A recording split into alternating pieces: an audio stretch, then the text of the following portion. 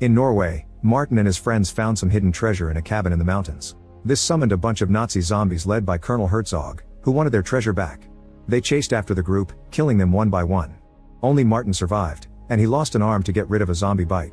He gave the zombies their treasure to calm them down before running to his car so he could finally escape. Unfortunately, now Martin is discovering that he has a coin in his pocket, so Herzog appears at his window and breaks it to grab him. Soon more zombies are jumping on his car, so Martin makes an effort to reach the keys and start the vehicle. After kicking a soldier off and headbutting Herzog, Martin finally takes off with Herzog still holding onto his window. The other zombies fall off and one of them gets his intestines stuck on some broken glass, so the car pulls them out as it leaves. On the road, Herzog keeps trying to kill Martin. At that moment, a truck appears on the other side and runs over Herzog, causing him to lose his arm inside the car. Thinking it's finally over, Martin throws the coin out the window to celebrate his victory.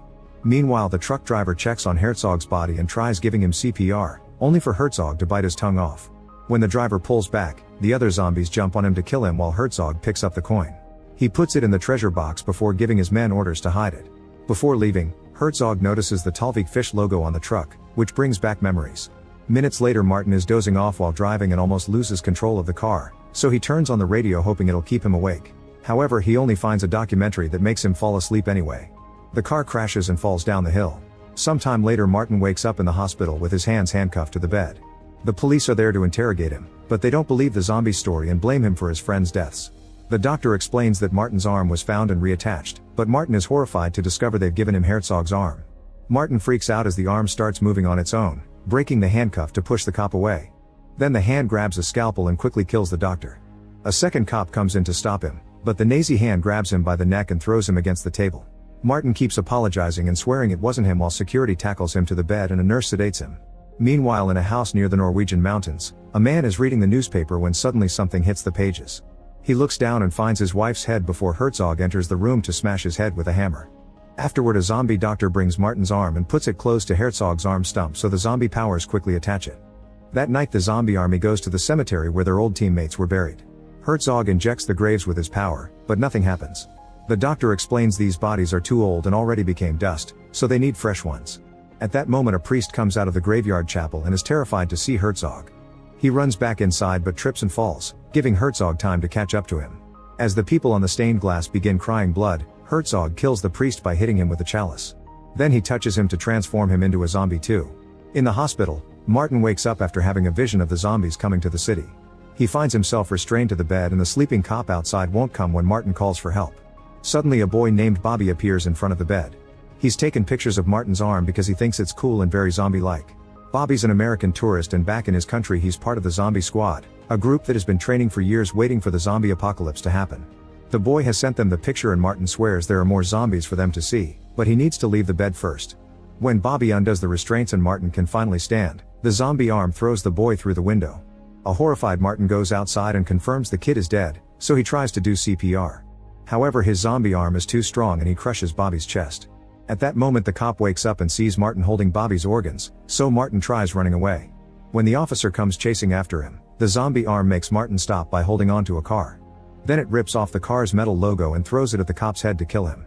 Seeing a second officer coming, Martin has no choice but to break the car window and steal it to get away. Moments later, Martin hears Bobby's phone ringing in the car and takes the call. It's Daniel from the Zombie Squad, who wants to talk to Bobby. Martin explains that a zombie killed the kid and tells him everything about Herzog's army. Daniel announces his team will travel to Norway, and in the meantime, Martin must find out what the zombies want. After the call is over, Daniel tells his assistants Monica and Blake about their new mission. An argument ensues because the women think it may not be real, not to mention the dangers of traveling to another country without a plan. He finally convinces them by pointing out this is what they've been waiting for their whole lives. The next day at the police station, Chief Gunga is informed of Martin's escape. The higher-ups want all the stations to get extra people and wait for orders, but Gunga complains because he doesn't have the budget for extra people. Meanwhile, the zombie squad arrives in Norway and immediately visits a hardware store to get a bunch of tools they can use as weapons. At the same time, Martin visits a World War II museum, but first he puts on fresh clothes he finds in the car. Before entering the building, he accidentally bumps into a black man and the zombie arm tries to attack him, but Martin stops it just in time. On the newspaper stand, he discovers his face is on the front page. He decides to read the article and learns that the whole country thinks he killed his friends. When he enters the museum, receptionist Glenn is also reading the newspaper and panics when he sees the criminal from the picture, so Martin has to hold him with his extra strong hand and forces him to cooperate. Glenn shows him the information he has on Herzog, who used to be a close friend of Hitler's. When Herzog and his army came to Norway, their biggest warship was attacked by English bombers in Talvik. In revenge, Hitler ordered Herzog to wipe out Talvik, but the army never made it there because the locals killed them. Martin realizes the zombies' goal is to attack Talvik to finish their mission. While Martin studies a map to find Talvik, he hears screaming outside. Looking out the window reveals that the zombies are already here killing tourists in a variety of gruesome ways. They use a person's intestines to take fuel from a bus and refill the museum's tank. Once all the tourists are dead, Herzog uses his power to transform them into zombies and recruit them into his army.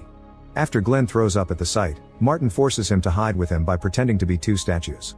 The zombies enter the museum and start destroying the displays to steal all the Nazi objects. While Herzog takes the map, a zombie sniffs Martin and Glenn but doesn't discover them.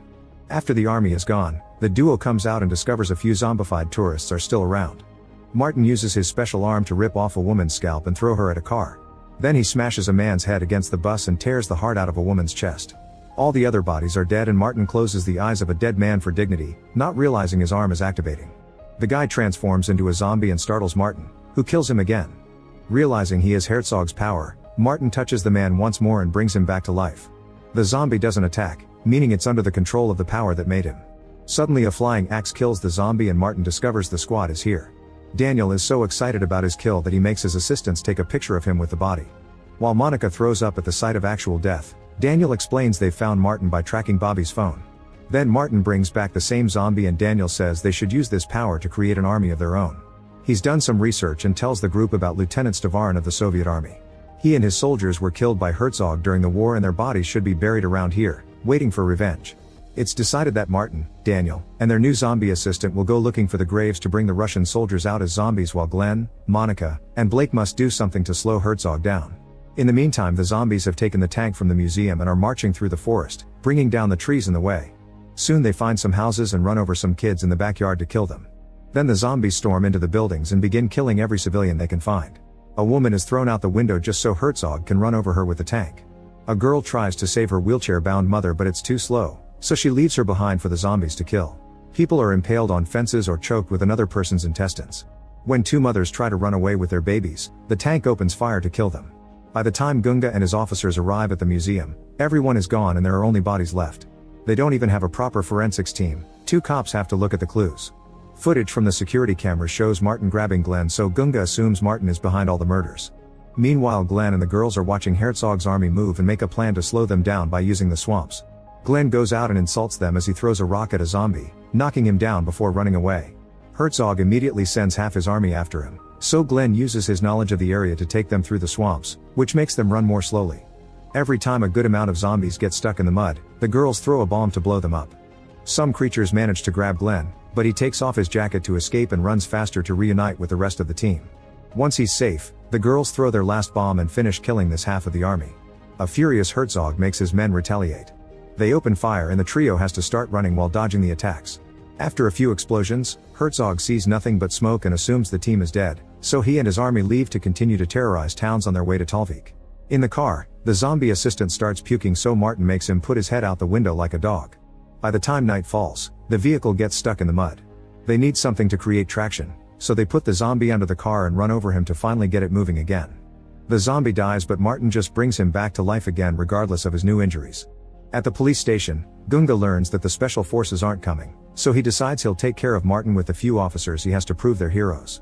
Moments later, Martin's team makes it to the area where the Russian army died. It would take too much time to dig them out one by one, but luckily Martin's arm starts reacting on its own.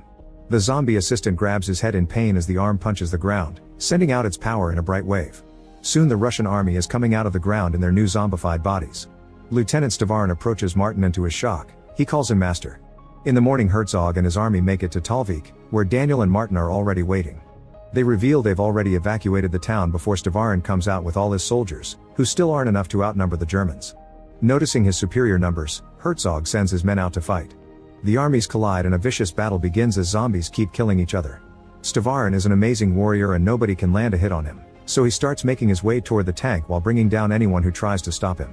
At that moment, Gunga arrives with his officers, so Herzog gets off the tank and sends it after them. The cops see the tank coming and try to leave, but they didn't park well and now their cars are blocking each other. Only Gunga and half of the cops manage to get out before the tank runs over their cars to destroy them. On the battlefield, Stavarin and Herzog finally meet and start fighting each other. Stavarin appears to be stronger and throws Herzog against a building, but Herzog dodges his punch before it can finish him. Meanwhile, the Nazi doctor is filling up his fallen soldiers with hay to send them out to fight again. If someone is missing a limb, he replaces it with random tools. Daniel and Martin are helping the Russians, but Daniel leaves to investigate where the tank is going. The zombies try surrounding him, however Daniel has been training for this and quickly brings them down using hammers. When the priest is about to attack too, the zombie assistant tackles him to defend his master. Gunga and the surviving officers hide inside a house, where they watch Martin kill zombie after zombie in a variety of ways, like pulling out their intestines and throwing them on the power lines to electrocute them. A zombie almost catches Martin by surprise, but at that moment Glenn and the girls show up and bring the creature down with a shovel. After a few more punches, Stavarin manages to bring Herzog down, but when he's about to kill him, a soldier hits Stavarin first with an axe.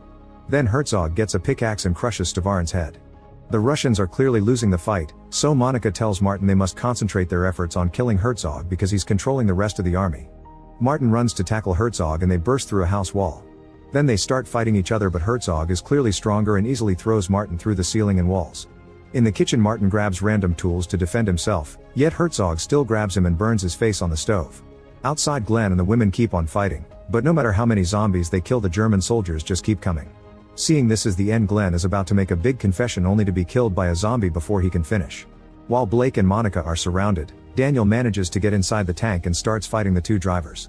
He manages to defend himself pretty well at first, but the zombie is still stronger and pushes him against the wall to stab him. In the house, Herzog beats Martin up a little more before he starts choking him. However, since the drivers are fighting Daniel, the tank loses control and crashes into the house, picking both men up. The zombie assistant kills the priest with a rock, but his celebration is interrupted when the tank runs over him. Daniel manages to push the zombie back and hits him with a hammer, killing him by pushing a bullet into his head. On top of the tank, Herzog and Martin continue to fight. This time Martin gains the upper hand and starts beating Herzog up, but unfortunately he falls off the tank when Daniel finally stops it. Herzog approaches Martin and gets ready to kill, only for Daniel to activate the tank's cannon and blow Herzog's head up. The zombies on the field that are about to kill the girls instantly lose their power and fall to the ground like normal bodies. Afterward, the zombie squad says goodbye to Martin and everyone leaves. Gunga and his officers come out of the house and wonder how they'll explain all these bodies, which they'll have to pick up one by one. Sometime later, Martin makes it to the cemetery and finds his dead girlfriend's grave. He digs her out and uses his power to revive her. Now they can kiss and do the dirty in the car while the zombie assistant watches from afar. In Talvik, the Nazi doctor finds Herzog's head, which opens his eyes. Make sure to subscribe and turn on notifications so you can watch more videos like this. Thanks for watching.